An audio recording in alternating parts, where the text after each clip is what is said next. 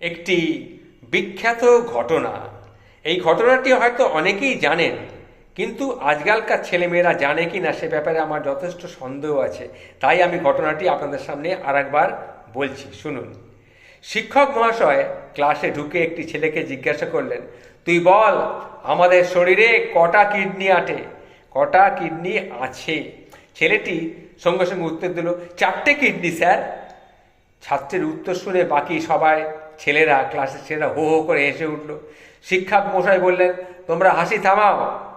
তখন আর একটা ছাত্রকে তিনি বললেন, এই তুই উঠে দাঁড়া।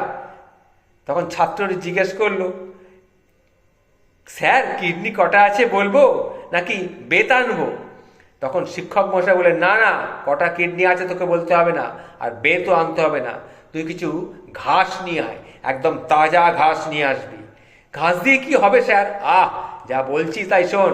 ক্লাসে একটা গাধা আছে, সেই গাধাকে আমি ওই ঘাসগুলো খাওয়াবো। এ কথা শুনে ছাত্রটি বলল, আরেকটা ছাত্র বলল, যাও যাও ঘাস নিয়ে এসো, সেই সঙ্গে 1 কাপ কফিও আনবে। এই কথাটা কে বলল? না, যে একটু আগে বলেছিল 4টে কিডনি আছে, সেই ছেলেটি বলল, যাও যাও, তোমাকে স্যার বলছেন ঘাসটা নিয়ে আসতে, নিয়ে এসো, আর সঙ্গে করে 1 কাপ কফিও আনবে। তখন শিক্ষক মশাই রেগে গিয়ে বলেন, কফি আনবে কেন? কফি কে খাবে? তখন ছাত্রটি বলে, স্যার কফিটা আমি খাবো, আর যে গাধা সে ঘাসটা খাবে। তাহলে গাধাটাকে? স্যার আপনি জিজ্ঞাসা করেছিলেন আমাকে যে কটা কিডনি আছে। আমাদের কটা কিডনি আছে? আমার আর আপনার এই দুটো মিলিয়েই তো আমাদের। তাহলে আপনার 2টো কিডনি আর আমার 2টো কিডনি, তাহলে মোট 4টে কিডনি হলো। তাহলে আমি নিশ্চয়ই গাধা নই। তখন শিক্ষক মশাই আরও রেগে গেলেন, তুই খুব বেশি বুঝিস তাই না?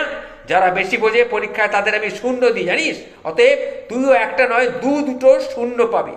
তখন ছাত্রটি উত্তর দিল, পরীক্ষায় আমাকে 2টো শূন্য দিলে আপনারই ক্ষতি হবে স্যার। সবাই বলবে আপনার ছাত্র ডবল গোল্লা পেয়েছে, এতে আপনারই বদনাম হবে। আর আপনাকে সবাই চেনে, আমাকে তো কেউ চেনে না। ক্লাসে এই কথা শুনে একটা হাসির রোল উঠল, সবাই হেসে উঠল। পরীক্ষার শেষে ওই ছাত্রটির খাতায় একটা নোট লিখেছিলেন সেই শিক্ষক। তিনি লিখেছিলেন, তুই প্রতিদিন ক্লাসে যে বুদ্ধিমত্তার পরিচয় দিস এবং বুদ্ধি দিয়ে সবাইকে হাসাস, তাতে আমার বিশ্বাস একদিন আমাকে হয়তো কেউ চিনবে না, তবে তোকে সারা পৃথিবীর মানুষ অবশ্যই চিনবে। আমি তোর জন্য এই খাতায় আশীর্বাদ রেখে গেলাম। এই হচ্ছে গল্পটি। সেদিনের সেই শিক্ষকের আশীর্বাদ পরবর্তীকালে সত্যে পরিণত হয়েছিল। সেই ছাত্রটি কে জানেন? সেই ছাত্রটি ছিলেন চার্লি চ্যাপলিন, যাকে পৃথিবীর প্রায় সব মানুষই চেনেন।